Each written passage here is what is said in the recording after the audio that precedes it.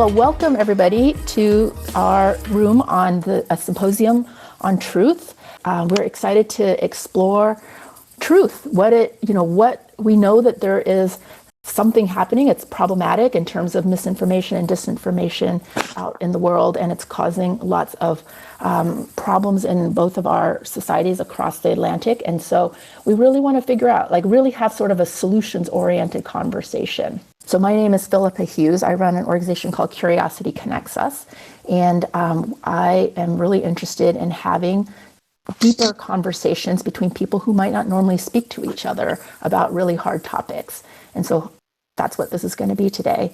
I'm going to let Dr. Knut Detlefsen, the resident representative of the Friedrich Ebert Foundation in North America, just introduce his organization. We're collaborating on this conversation to have a series of them throughout the year, and this is the very first one. So, Knut, if you could just introduce yourself and the organization, and then we can kick off the whole conversation. Thank you, Philippa, for hosting us today and for that we can organize the Symposium of Truth together. And I would like to thank you all for participating and joining this event today, which for us is also an experiment. It's our first event on Clubhouse, I have to admit. And so we hope it will be a good one. And my name is Knut Detlefsen, and I am the director of the Washington, D.C. office of the Friedrich Ebert Foundation, Friedrich Ebert Stiftung in German. And we are like a German/European political foundation.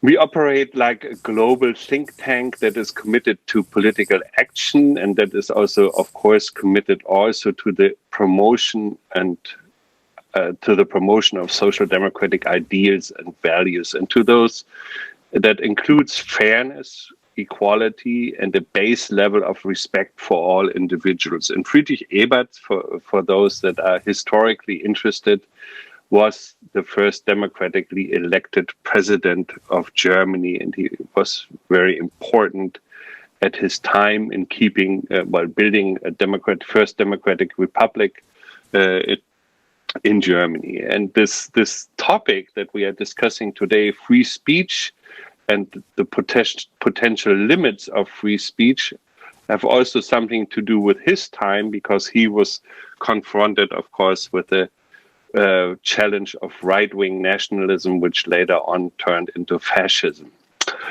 And so that's why promoting now the ideals of social democracy in the digital arena is, of course, something new for us, and there are opportunities and challenges. Our ability to convene today and discuss these topics in this way is, I think, a small fitting example for the potential and opportunity of the digital technological progress. But at the same time, I think that there are great challenges. And one is, of course, that the possibilities of media, social media, and also the power of social media companies have the potential of sowing mistrust amongst and between citizens, and could potentially be, or as we experienced also, are a threat to democracy. And then there is, of course, also concern in the ever-growing influence of concentrated power of a handful of these digital firms. So in my mind, there are really a lot of questions and like how to deal with this. And so I'm very grateful that we have thoughtful experts here today that help us to begin what will be a series of events where we can address the challenges associated with managing free speech in the digital sphere.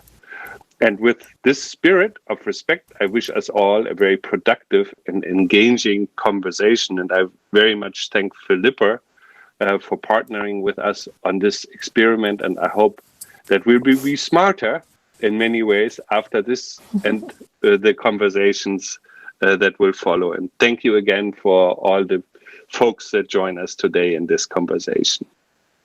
I hope we'll be smarter too. Thank you, Knut.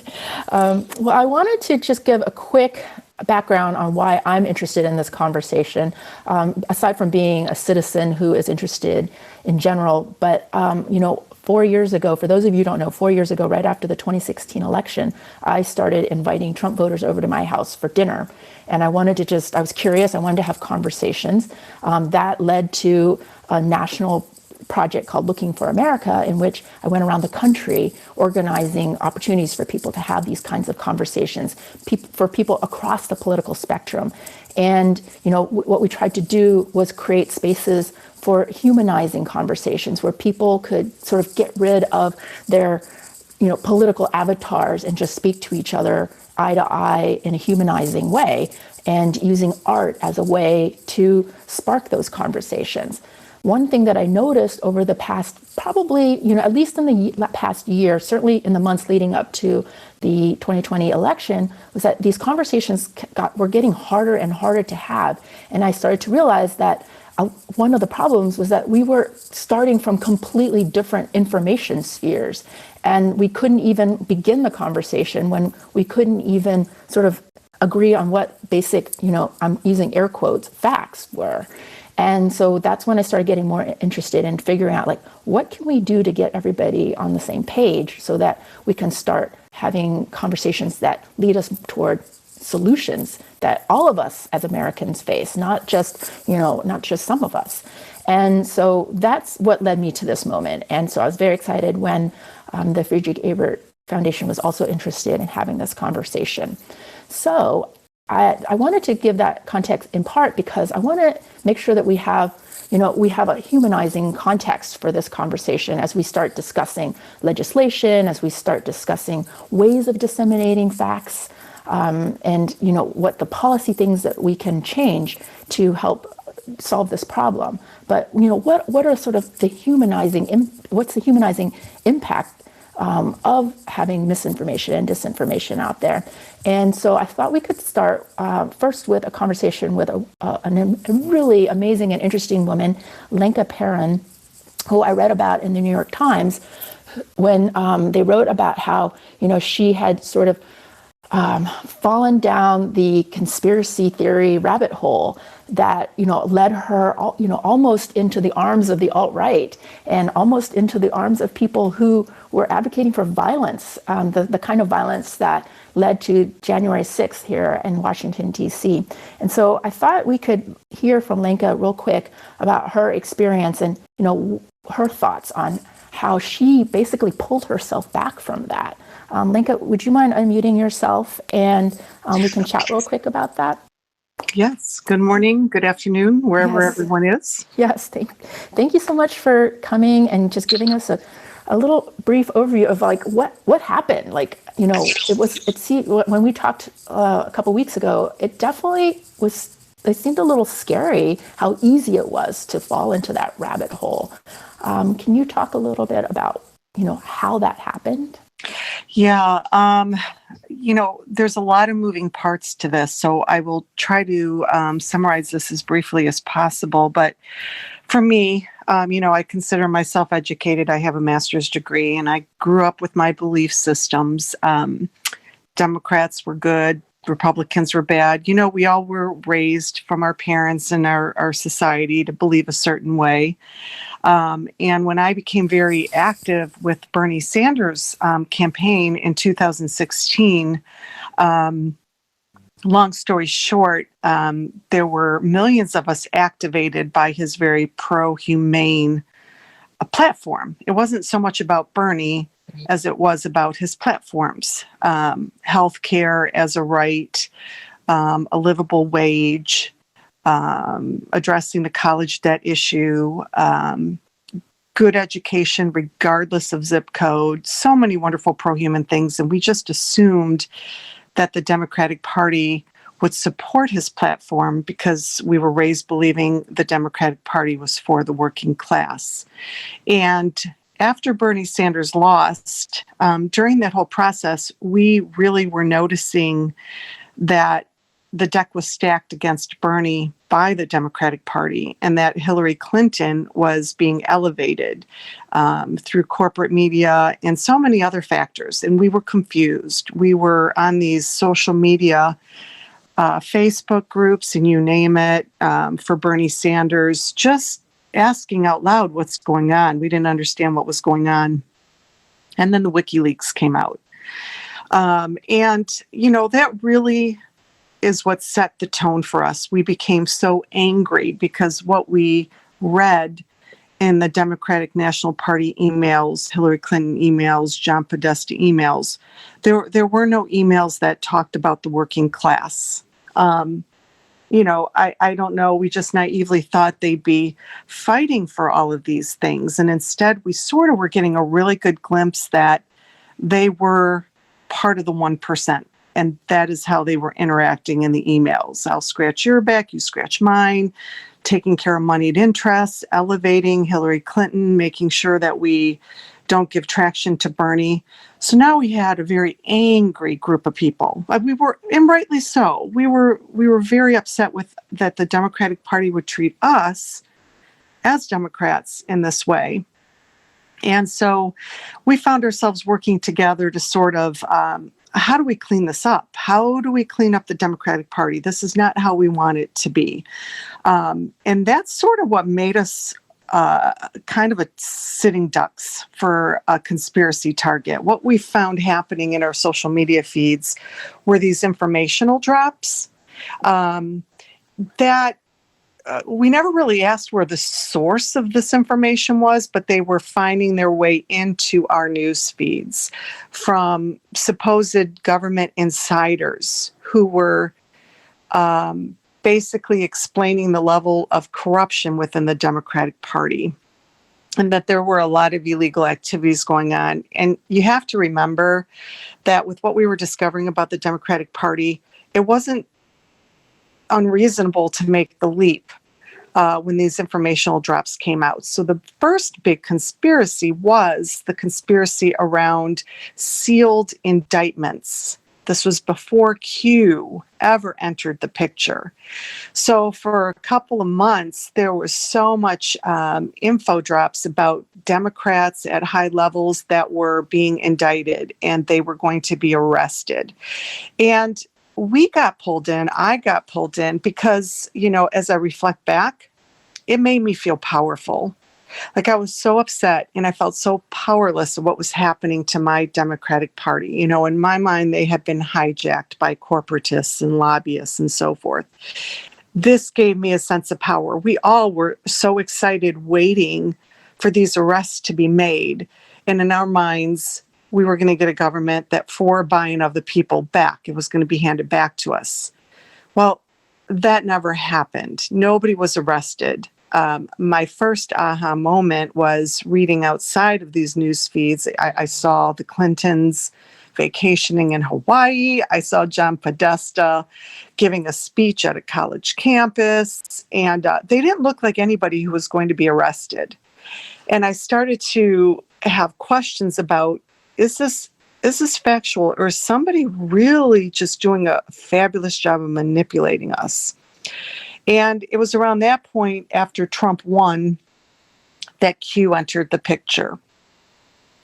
And Q very clearly was coming from a alleged government insider perspective, and that there was so much corruption in the Democratic Party, and that Donald Trump was a central figure that was going to fix everything, right? He was going to drain the swamp. Now, mind you, the Bernie supporters didn't ask these questions of the Republican Party. We already assumed that they're corrupt and let the Republicans clean their own house. This was our Democratic Party that we wanted to clean up. So Q started entering the picture, and the claims just started to become so fantastical and so disturbing. For starters, for me, I could not make 2 + 2 = 7. I could not look at Donald Trump as the hero in this story based simply on his record before he even ran for president, and also his behavior during the primaries. So I exited the Q phenomena very early on, and so did many of the Bernie supporters. It didn't take long for us to realize that we were being targeted, and this was focused just on taking down the Democratic Party. But what we did notice happening was the administrators of these Bernie support groups changed the names from a Bernie title to a conspiracy-based title, like, for instance, Down with the DNC, very negative labels. And then we started to see Trump supporters filtering in, and we started to see conservatives filtering in because it was a perfect playground for them. They didn't trust the Democratic Party. They bashed them all the time. So this became perfect fodder for them to consume the Q conspiracies. Since then, I've been watching it devolve the last 3.5 to 4 years. And here I am today talking about it. So, yeah. Okay, thanks, Lenka. I really want to dive in more because it's like it was so interesting to hear more about like how you started to realize that there was something wrong. But can you, I think I'll just summarize real quick and then we'll put a pin in this part of the conversation. But, it feels like you're saying social media started feeding you information that led you into a particular direction. Like that's a very simplified way of saying it, but is that... Well, it's a very simplified way, but it's a very powerful way. And that is the other moving part that we all have to be aware of, is that social media algorithms, if you just pause for a second on a conspiracy-based content, if you comment on somebody's conspiracy-based content, if you click or like a YouTube video, within hours, your content is going to be your newsfeed is going to be filled with conspiracy content unwittingly. And you don't even realize that our news feeds are creating our reality. And before you know it, your whole belief system is shifting. It's very powerful, and we all need to be aware of this. Yep. Okay, so I want to put a pin in that and come back to it after we hear from our other speakers, because I think for me, that's kind of one of the cruxes of this whole conversation. Okay, so Lenka, thank you so much. I want to sort of give a little lay of the land as well. And we're going to hear from Dr. Jens Zimmermann. He's a member of the German Bundestag, which is sort of like being a member of our Congress here. And he's also the ranking member of their Digital Agenda Committee. And so I thought what Dr. Zimmermann could do is give us sort of a lay of the land of how the Germans are addressing this issue and how they're addressing it in Europe as well. And then we can kind of go to the American perspective and then kind of talk about those things together. Thanks for joining us, Dr. Zimmermann.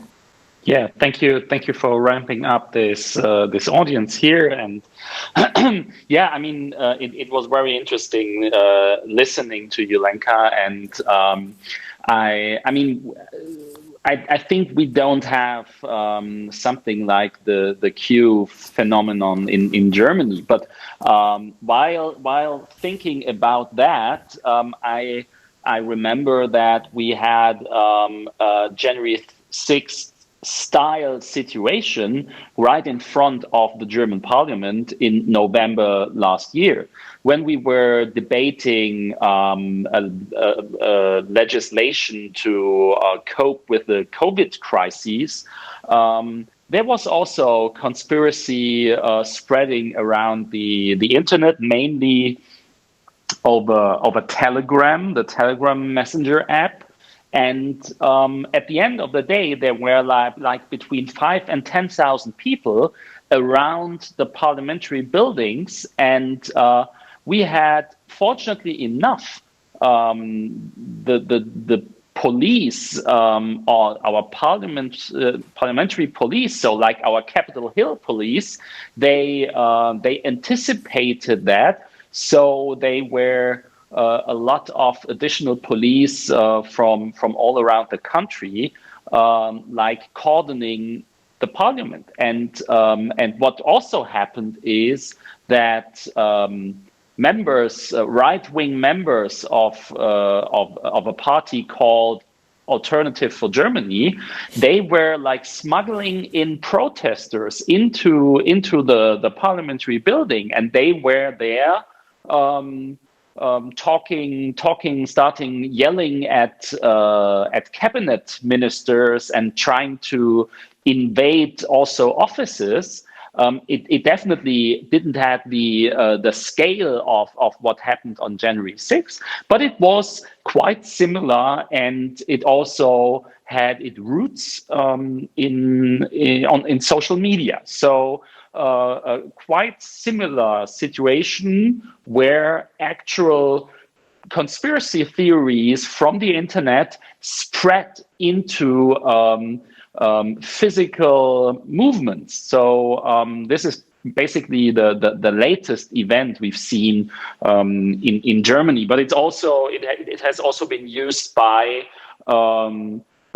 Russia for misinformation. This is probably the best documented case we had in Germany a couple of years ago during the refugee crises. There was information spread about, especially in the Russian-speaking community we have in Germany, that a Russian child in Germany was raped by a refugee, which was completely wrong. But this information spread, and at the end of the day, there were 1,000 people marching in front of the chancellery, and this was definitely an operation which had the idea of undermining trust in the German government. So, but at the end of the day, when we're talking about truth,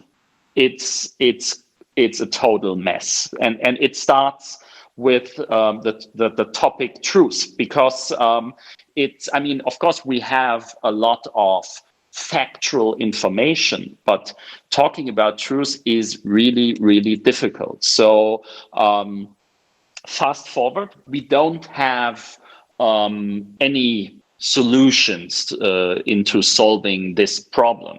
What we did is we tackled the problem about hate and hate speech in the internet. So we have a legislation in Germany which is called, for the insiders, and the American explanation through it is the NetDG. So which basically says social media networks have to comply with German law, and the freedom of expression in Germany is always seen, because it's also a fundamental right in Germany, of course, it's always seen in connection with the personal dignity, which is also a constitutional right in Germany. So when my freedom of expression is starting to limit your personal dignity, this is where the German law kicks in and says, okay, there is a limit to the freedom of expression. And what we basically did is we introduced legislation which is forcing the social media networks to offer complaint mechanisms, and at the end of the day, also to remove content which is illegal under German law. But at the end of the day, this is a rather funny law, because it basically says social media networks have to comply with German law, something where you would think is unnecessary, because it's a no-brainer that you have to comply with national laws. But we introduced it, and what we know is it forced the social networks to ramp up their staff handling complaints by users massively. But did it solve the problem of hate speech? Probably not, because the problem of hate speech is the overall societal debate we are seeing, and this is something you can't really change by having this legislation. But it gives especially the victims of hate speech an opportunity to fight for their rights, and also to have something to fight against people bullying them. And but still, it's a very delicate story because limiting the freedom of expression is very, very difficult. Yes, thank you. And, I think that's a really great segue into our chat with Matt Stoller, because, I like this idea of rather than kind of create new laws around social media companies, like let's apply existing law. Matt, can you talk a little bit about sort of the lay of the land in the U.S. and then your ideas on how we'll address these issues? Sure. Yeah, thanks for having me, and thanks for organizing this conversation. So I focus on monopoly power and large technology platforms, media regulations, things like that. So I think about the policy framework in that context. And there really is one of the things that's exciting today is there really is a transatlantic dialogue going on among enforcers and regulators. And so there's 2 hearings this week, one in the House, one in the Senate, both on monopoly power, large technology firms, and the press. So one in the House is on the decline of newspapers. But, the German Federal Cartel Office has been a leader in going after some of the bad data practices of Facebook, really looking at the business model. German courts have been a problem, but, the policy framework in Germany has been aggressive and solid, and we've learned a lot from them. Same with Australia, where you're seeing some interesting work there. And in the US, where we're actually trying to break up Google and Facebook. So what I want to talk about is kind of the problem of disinformation and monopoly and how those 2 things relate to each other. So we talk a lot, it's really easy to say, oh, conspiracy theories are bad. We don't like all this bad information that's tricking people into doing harmful things. But that leaves out a whole other part of the equation, which is what happened to the good information that we used to have? What happened to the trusted information that we used to have? Newspapers, what happened to credible publishers, local newspapers in particular? And the answer is they're dying because all their ad revenue has been moved over to the big tech platforms. So the big tech platforms do 2 things that are really problematic in terms of misinformation.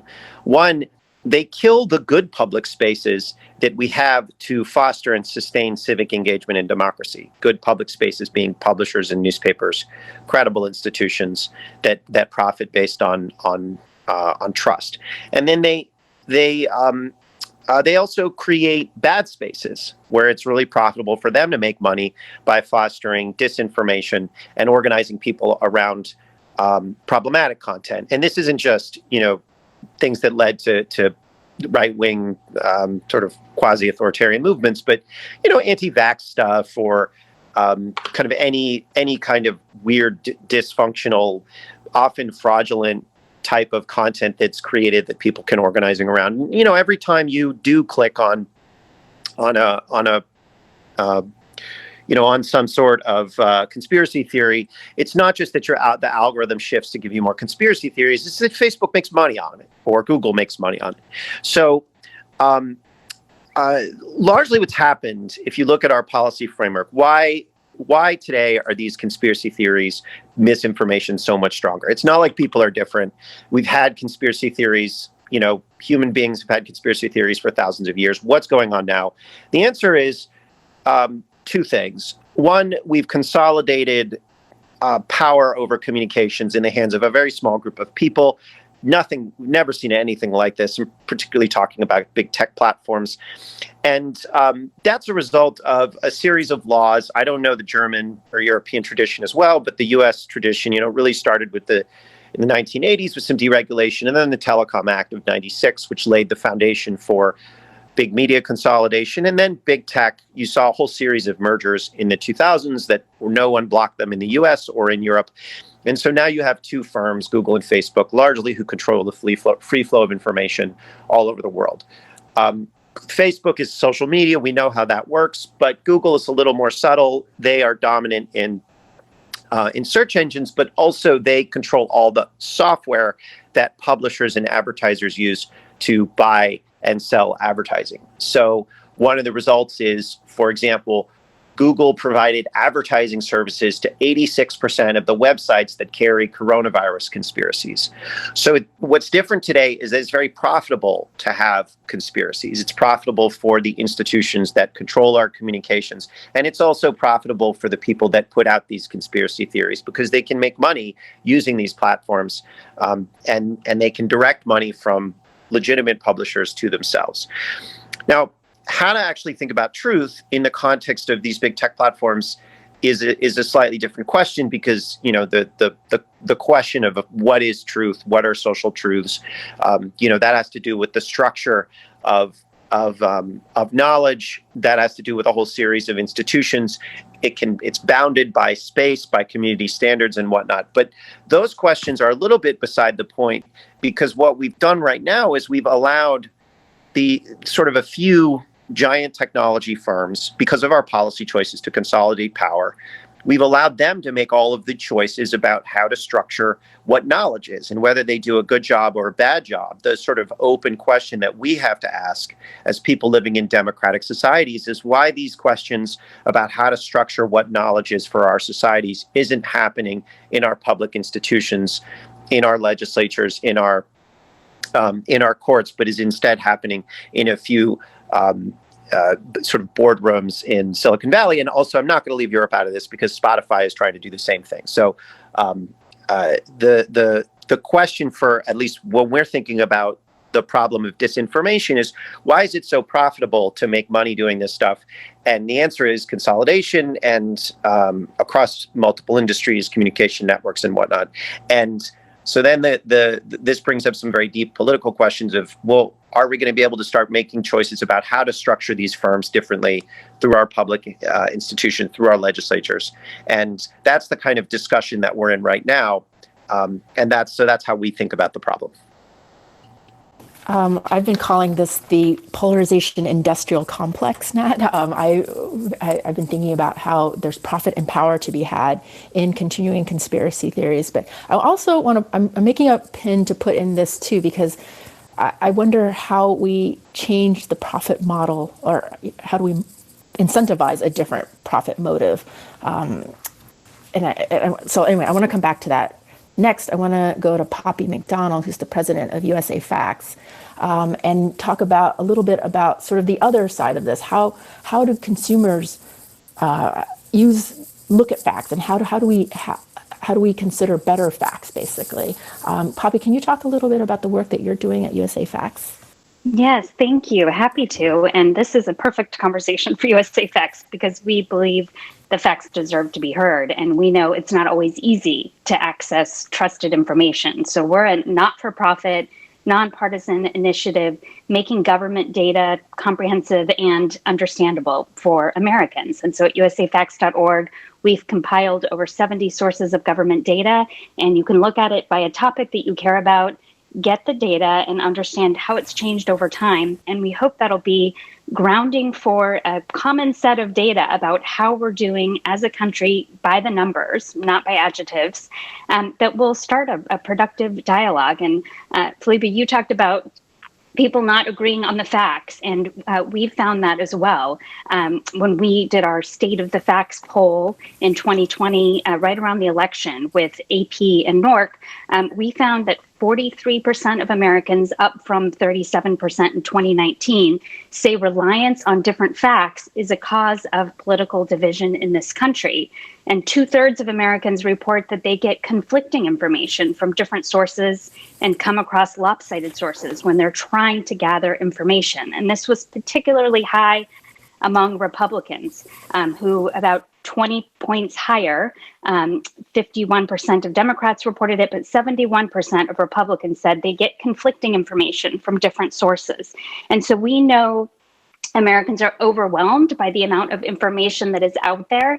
And our hope is to be a resource at usafacts.org where people can go and say, I just want the facts. And we not only think that's important, but last year, as we were facing an election and a pandemic and huge changes to our economy, we had an over 1,000% increase in people coming to our site to get those facts. So That is our hope, is to provide a place where people can come to agreement on the facts and then have a hearty, healthy debate about where we go from here. Thanks, Poppy. Okay, I have so many questions for all of you, so I'm just going to kick off with a question. Poppy, I thought I would kick off with you and ask you this. I've been reading I've become a sort of amateur sociologist, and so I've been reading a lot of these social psychology studies, and one that just really sticks out for me is that essentially what it says is that all of us, no matter what our political ideology, believe, we come to a belief based on our experience, our upbringing, whatever gets us to a belief, and then we look for facts to support those beliefs. Even when we think we're very rational and reasonable, we're all doing it. And so in that kind of framework, in that kind of psychological framework, I don't know, I'm thinking about, yes, I want people to come to your site and look for the facts, but is it possible that they can just look for the facts that continue to support the beliefs that they already had in the first place? That's a great question. And what we believe on our site is to keep it just the facts.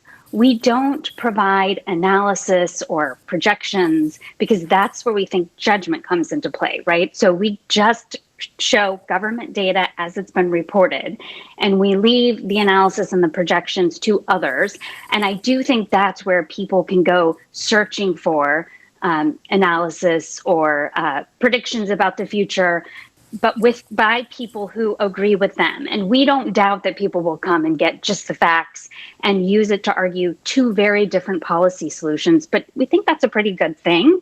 And really where the trust comes back into play is, wait, I turned on MSNBC and Fox, or I heard from an incumbent and a challenger, and they painted two very different pictures of what's going on in this country. I'm confused. And they probably painted the picture in adjectives. Never been stronger, and terrible state of things. And I don't know where we stand by the numbers. And we think where we can start rebuilding trust again is if all of those outlets start with agreement on, these are the facts. This is where the data has trended over time. This is what the numbers are today.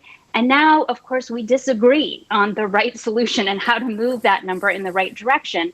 But grounding in facts, and where I'm hearing that, no matter what outlet I'm tuning into or what politician I'm listening to, we think can start rebuilding faith in Americans again. And so our goal at USAFacts.org is just to make it easy to grab that data.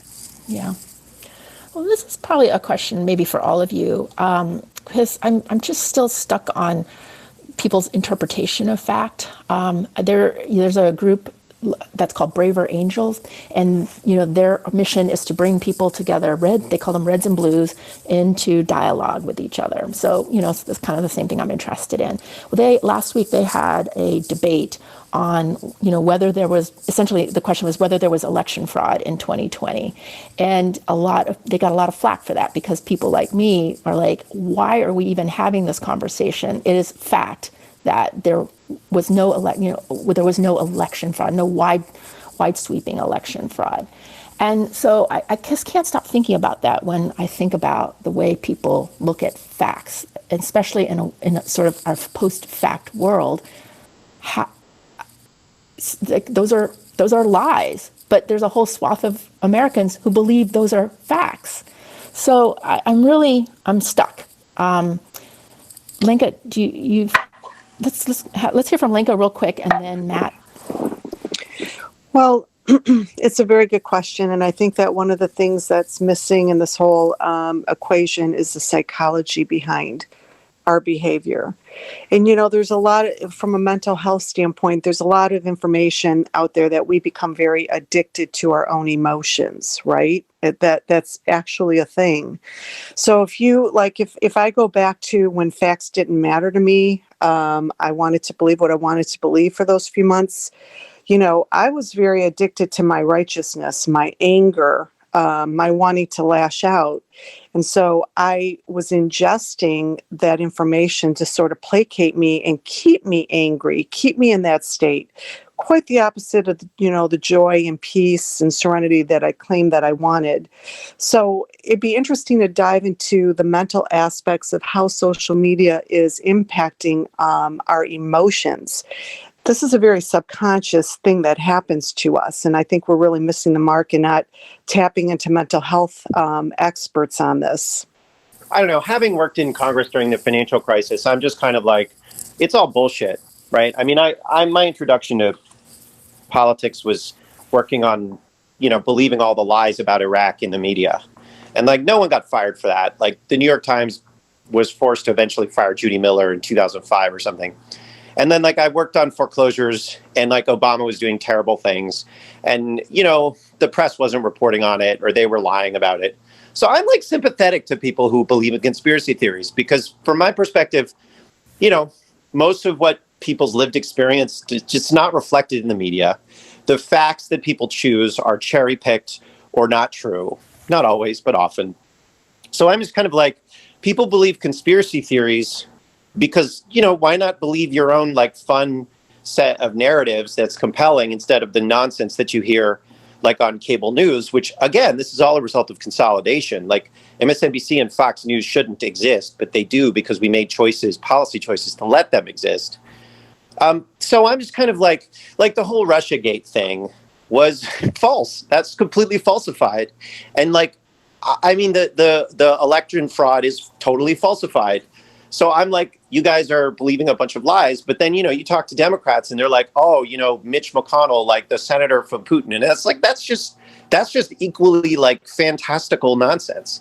So I'm like, I'm sympathetic to people who believe in conspiracy theories, but the people I'm not sympathetic to are elites who are constantly putting out lies in a smug way. And they think that because they believe in masks or whatever, they don't like Trump, that they're not themselves susceptible or causing the problem. I mean, I am just kind of like normal people who believe in conspiracy theories. Like I went over one of the woman who was shot in the Capitol, like in the Capitol riot in January 6th. And like, I went over her life and she was deployed to Iraq for half her life. She she started a small business. She was cheated multiple times. She eventually got addicted to social media and QAnon, but it's like, this is the life that these people are living. And it sucks. And none of their experiences are reflected in our policymaking conversation or in our elite media. So I'm like, we got really serious institutional problems that are way more than people just like are not believing the facts that they're being told. So, I mean, that's kind of where I'm coming at this from. Like, I'm not sympathetic to most of the disinformation conversations, the fact checking, all that stuff. I think that's all nonsense. I think we have policy problems. And I think people are very suspicious of the legitimacy of our democratic institutions because those institutions have failed them and have failed them for decades. And that's the conversation that we should be having. Matt, I appreciate you saying we need to be sympathetic, right? I do think it is challenging for people to get the facts. And when they're passing on misinformation, I believe it's with a big heart, right? Like I'm seeing this information, it's concerning, and I want to share it with my network, right? And stopping to go and get the facts can be really difficult. I mean, we found that at USAFacts when we were trying to assemble government data in a usable and accessible way. It's been a multi-year effort and tens of millions of dollars to do that. And so I think having that empathy and then thinking about how we as a country make that data more accessible and make it easier for whether it's an average American passing on that information or for someone in government accessing that data or even the media, right? They're working on this super fast news cycle. How do we make the transparent facts more available and accessible? Poppy, let me challenge you on that for a second. So here's a kind of question. So one of the things that's really interesting about studying monopoly is you learn that the question of what the government studies itself is highly political. So there was a series of research called the Lines of Business Survey that the Federal Trade Commission and SEC were gathering in the 1960s and 70s. And then what they were doing is they were studying how concentrated markets were. And it was a big political fight over whether the government could even gather that data. And it went to the Supreme Court. In the early 80s, the FTC, the Reagan administration, killed the Lines of Business Survey. So we actually have no idea how consolidated our markets are in the United States because the government just stopped collecting that data. So if one, and this is a problem for, because I work on monopoly questions all the time, and people say, well, show me evidence that there is consolidation. And there are no government statistics around it because the government stopped collecting the data because large corporations and policymakers in the 1980s stopped collecting that data. So how do you have a conversation when there isn't data? Because the choice of what to collect or what not to collect, of what facts we can actually understand as a society, when that is in itself is a political question. Totally fair point. And is there data that is not being collected by the government that should be? Absolutely. So whether that's, the Policing Act that was just passed that included data that should be collected and made publicly available by police departments. It's hard to get access on guns, abortion. I mean, there are hot topics that data is just not being gathered on. So should we push for better data collection, and even thinking about something like COVID, where there was not a pipeline of county to state to federal data reporting and collection, so people had access to the facts about a spread of a deadly disease. So do we need to get better? Yes. But there's also a treasure trove of government data that is just hard to access because it's sitting in these individual agencies and not able to be looked at from issues like economy or healthcare or environment, right? Because it would just take the individual citizen so much work to go and collect that data. Steve Ballmer found this himself when he left Microsoft and was trying to understand poverty and how we're lifting kids out of poverty in this country. And he thought it would take him about 2 weeks to get that data from his experience at Microsoft, and it took 6 months. So I think there's a lot of work to do. And I, hear you on that point, Matt. It's not perfect. Yeah. I'd like to add just to what Matt was saying. Matt, I wholeheartedly agree with you. And I could tell you my concern is now that we're sort of all becoming immersed in the world of conspiracies. And when I say conspiracy, to me, conspiracies always start with a nugget of truth, some kind of truth that hasn't been addressed, acknowledged, or rectified. And somewhere outside sources come in and they add the fiction to it and they blur the lines and we can no longer tell truth from fiction. My concern is that not only will this not be rectified or tamed, that our political parties are actually going to take full advantage of it. And when I say taking full advantage of it, it speaks into what you just said, Matt, that there are policy issues that they get to avoid talking about. And they get to take advantage of these conspiracies and keep us focused in a different direction so that none of us as voters are focusing on the policy issues. Yeah, thanks for making that point, Lenka. I kind of want to circle back to something that Dr. Zimmermann said earlier, too, that I think kind of links up a little bit to everything you've all been saying. But, the First Amendment is my favorite amendment. We get to, and in fact, I'm almost like a libertarian when it comes to free speech. And worry about when we limit it in any way. And so, Dr. Zimmermann, earlier you had mentioned about applying hate laws to these issues rather than, coming up with new laws against the social media companies.